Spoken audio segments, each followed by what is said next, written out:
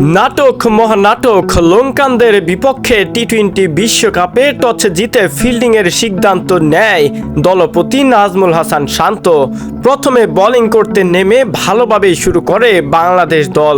মিডলে গিয়ে কিছুক্ষণ ব্যাটিং অর্ডারটা যেন কোনোভাবেই ধস নামাতে পারছিল না বাংলার ক্রিকেটাররা।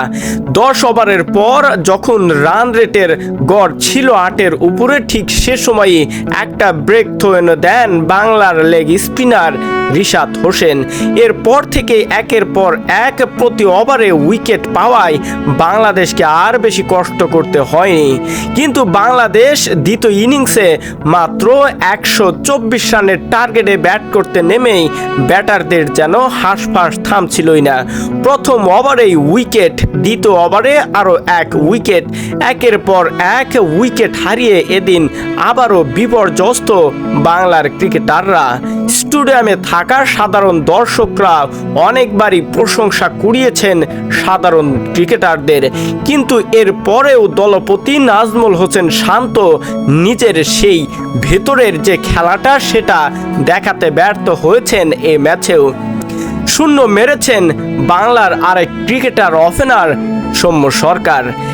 একের পর এক এভাবে বিপর্যস্ত ব্যাটিংকে সাজানোর জন্য লিটন কুমার দাস আর দলপতি নাজমুল হোসেন শান্ত কিছুক্ষণ ক্রিজে ছিলেন, কিন্তু দলপতি আর বেশিক্ষণ টিকতে পারলেন না লঙ্কানদের বিপক্ষে।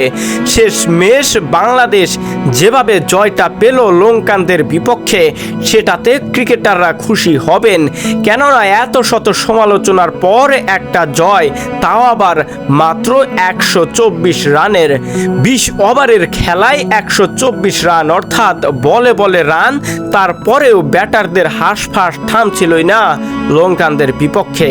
অনেকদিন পর একটা জয়, তবু এত স্বল্প রানে।